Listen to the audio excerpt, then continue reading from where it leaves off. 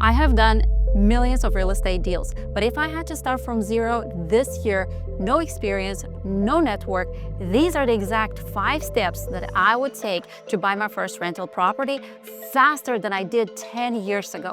Because now I actually know what works. Most people keep waiting, missing their moment. You don't have to. Number 1, stop listening to others. This one might sting a little, but this is where most people get stuck. Those who are small-minded get in the way of those that dream big. The Bible says it best. A rich man's wealth is his strong city. The poverty of the poor is their ruin. When I started investing in real estate a decade ago, I constantly heard, there are no good deals, the interest rates are too high, you should wait for them to go down, the tenants will ruin your property, the cash flow is too low, and on and on. Meanwhile, I would come from my full-time corporate job around 6 p.m., eat dinner, and then spend hours and hours searching for properties on Zillow. Just 60 days later, I closed on my first rental property, bought it for less than it was worth, immediately capturing equity, did a light rehab, and then rented out for market rates, which gave me a good cash flow. The same people saying that there are no good deals out there, when they saw the numbers for this property, they said, you got lucky. Did I? No, I didn't got lucky. I got focused. Their fear would have kept me back if I let it, but I trusted what God has put it in my spirit more than I listened to their fears. See, all those excuses not only stopped them from seeing opportunities, but they were trying to stop me by sharing those excuses, which comes from fear. Sadly, 3 years later, they still didn't buy one single rental property. Here's the craziest thing. That house was on the open market for more than 30 days, ready for anyone to buy it, but no one did. Why? Because deals are not found, they are made. So go the opposite direction that the crowd is going. And the way you know that the opportunity is in the opposite direction is by taking step number 2. Start learning obsessively. Here's one that might surprise you, and it hit me hard. Your income will never outgrow your mindset. I became obsessed with learning. Books, courses, podcasts, mentorships. I studied how real estate works, and especially how it builds wealth quietly. The Bible says, the wise are glad to be instructed, but bubbling fools fall flat on their faces. And if God didn't make that clear, he said it again later in the Proverbs. Wise people treasure knowledge, but the bubbling of fool invites disaster. Approximately 90% of millionaires have made their wealth, at least in part, through real estate investing. Why do so many people build great wealth through real estate and others don't? Because they don't know how. They haven't taken the initiative to learn from those that have done it, that have made the mistakes, and taking those learnings and applied to their real estate investing journey. There's so many benefits about investing in real estate, providing a place for someone to live, equity, cash flow. But when I heard about the effects of real estate depreciation on taxes, that was my tipping point. I was sold. I was in. Those who know how to do deals see opportunities everywhere, regardless of where the market is. Those who don't, they keep missing it. You learn how to do it, you will have the guts to stomach the risk. But it's calculated risk, not poke in the dark risk. So choose wisdom, God's wisdom. And by the way, if you want to skip my mistakes that I made and the hard parts, I've put together a workshop showing you step by step on how to take control of your money and invest it. I'll drop the link in the description below. Step number 3, know your strengths and weaknesses. Let's cut the fluff and get to the reality. Investing in real estate is more hands-on than dropping your money into the stock market, but it has way more benefits. And that's why it's so important to understand what you're bringing to the table so you can best position yourself for making money. There are 3 things that you can bring to the table in real estate: time, money, or expertise. If you love real estate just like I do, then working with agents, lawyers, and tenants is not a drag. It's part of business. Just like someone loves cooking, a chef can burn their hands, cut their fingers, or mess up the whole recipe. But guess what? They love what they do and they'll go back to cooking. And that's the kind of people I love teaching how to invest in real estate. Because I love teaching, but most importantly, it's because I love seeing people succeed. From the bottom of my heart, there's nothing more fulfilling in my life than seeing someone's life changed financially because they took the talents that God gave them to benefit the people around them, lift up their family financially, and have the impact that God has called them to have here on earth. This is just one way of giving. But if you're honest with yourself and say, I don't love any of this stuff, does that mean that you should stop investing in real estate and reap the benefits? No. Think of Jimmy Buffett and Margaritaville. Did he change toilets? Did he personally manage the real estate he had?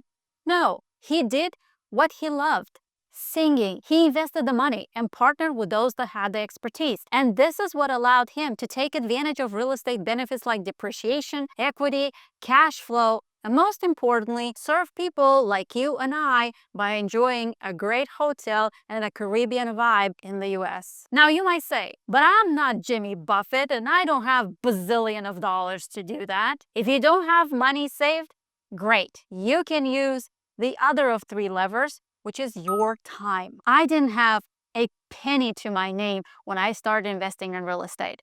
So I brought time to the table. There is flexibility in real estate, and you can invest your time, money, expertise, or all three. But regardless if you have money or you don't have money, you have to turn into a sponge and learn obsessively as much as you can and do step number 4. Get your finances in order. This one is where the foundation gets laid. How many times have you heard people saying you need to invest in real estate, but never talked about the whole picture of money? None that I know of, because they are onto invest in real estate gear and nothing else. God calls us to steward his possessions wisely. That's why we need to take control of money, develop the discipline, and track it. The Bible says, suppose one of you wants to build a tower. Won't you first sit down and estimate the cost to see if you have enough money to complete it? You don't wing God's giving calling.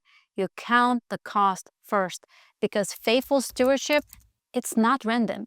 It's planned. If you don't handle your money wisely, then your money problems are going to multiply with real estate investing. It's like a house without a foundation. The taller you build her, the more painful the fall. That's why you have to manage first and then multiply second. And if you want a step-by-step roadmap on how to take control of your money and invest it, then check out my Millionaire Investor Workshop in the description below. Step number 5, keep your options open. Have you ever looked at a home and totally fell in love with it? That's great if you're gonna live in it, but it's a total disaster if this is an investment property. Emotionally detaching from any property you invest in is the key. Don't fall in love with the house. Fall in love with the numbers.